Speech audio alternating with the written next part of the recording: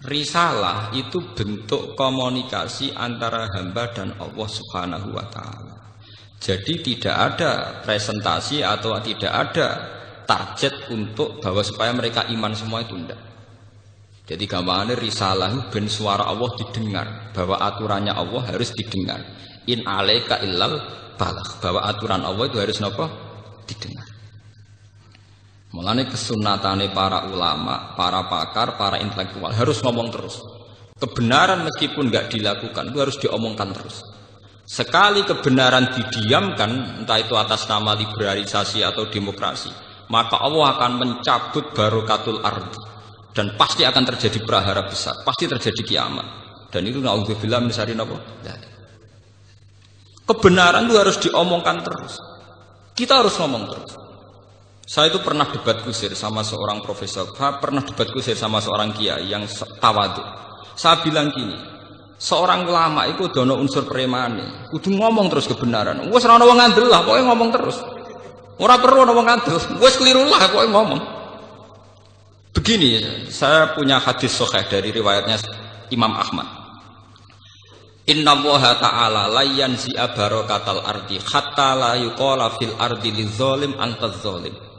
Allah tidak akan mencabut barokatul ardi sampai di bumi tidak dikatakan pada orang zalim antaz zalim.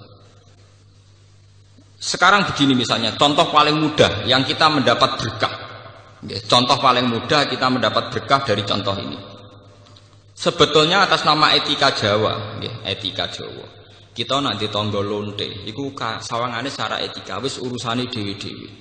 Ora usah mbok omongno iku lonte, sundel, sembah kon.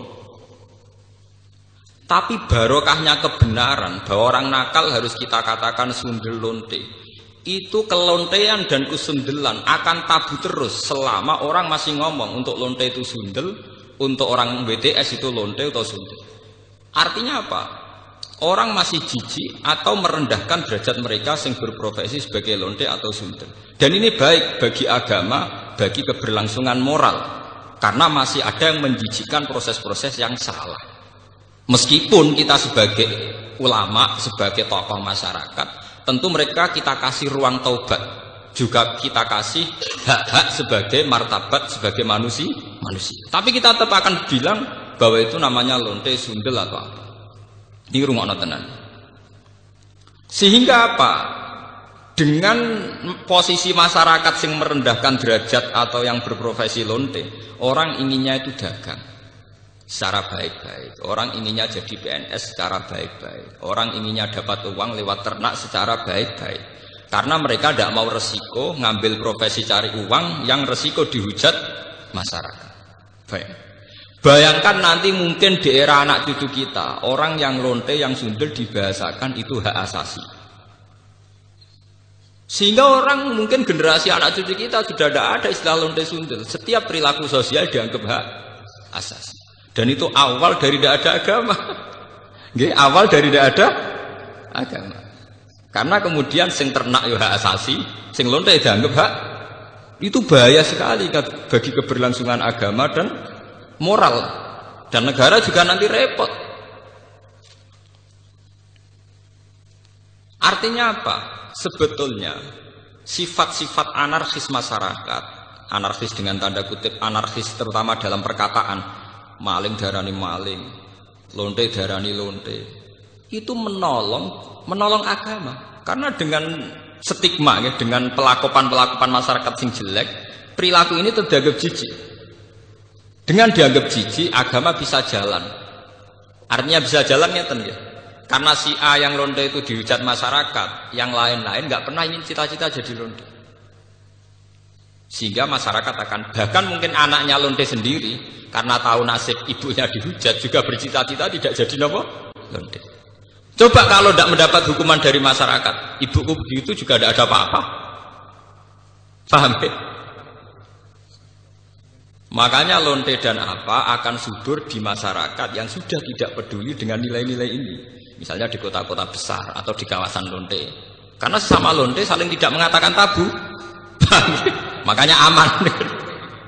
Dan itu pulau terkenang hadis riwayat Ahmad. Allah tidak mencabut barokatul ardi Sehingga orang-orang zalim tidak dikatakan antas. Itu bahaya sekali kalau kita sudah tidak peduli terhadap itu.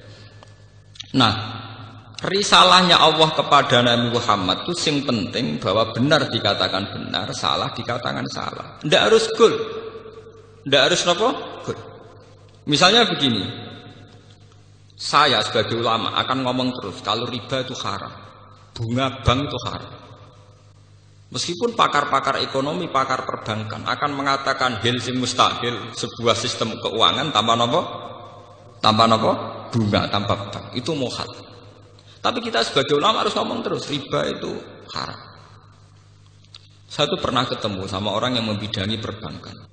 Pak Bahak, saya akan ngomong terus kalau bunga itu penting, karena itu harga mati dalam sistem perbankan. Ya saya bilang, saya akan ngomong terus kalau riba itu haram sebagai konsekuensi bahwa ulama harus mengatakan kalau riba itu haram.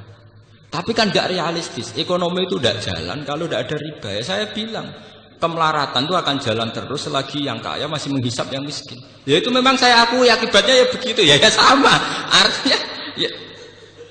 Tapi kita akan menjadi bodoh ketika pakar-pakar ekonomi mengatakan tidak ada bunga maka tidak ada perbankan, ekonomi macet. Kita seakan-akan bodoh dan kalah. Sebetulnya mereka yang ngerti kok dengan sistem bunga maka akan terus terjadi penghisapan yang kuat sama yang miskin. Saman baca tek-tek pidato direktur IMF itu sering mengakui harus ada perubahan sistem keuangan dunia. Tetap ada yang salah. Karena berkali-kali IMF itu kalau jadi dokternya negara yang kolek tambah parah. Tapi kenapa kita selalu ngaku apakah? Contoh mudah itu sekarang.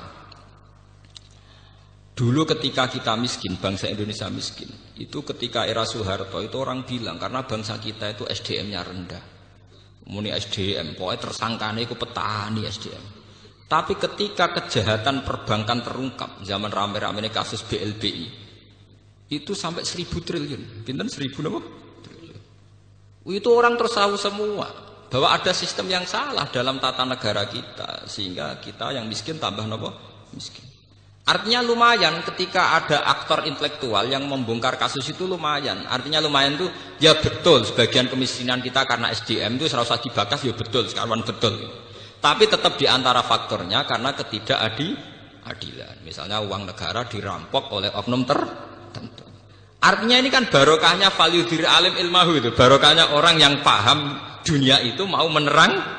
Kan kalau ndak ya kita akan tersangka terus itu loh, dikira kita miskin itu karena salah kita tok, bukan salah kelola. Ngoten, paham ya? Tetap barokah.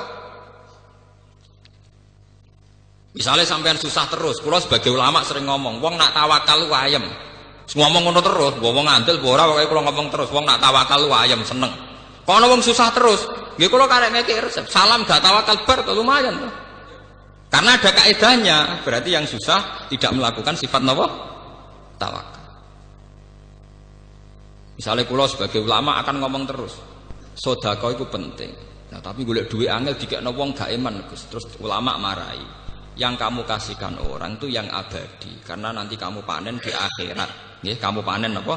Di akhirat. Justru yang kamu pakai pribadi itu rawan ndak abadi karena kadang nuruti nafsu.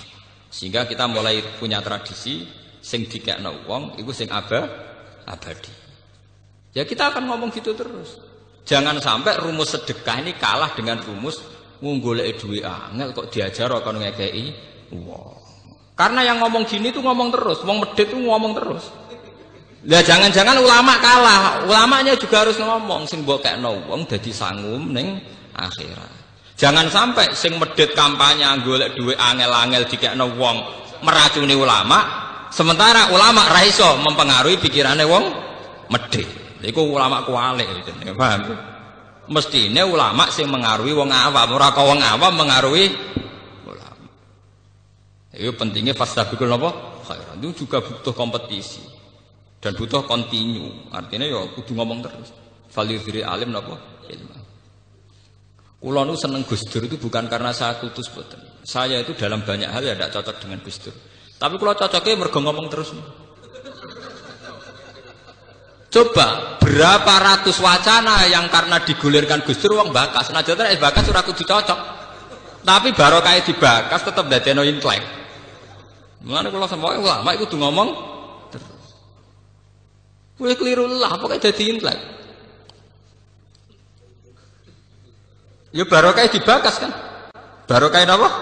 Dibakas.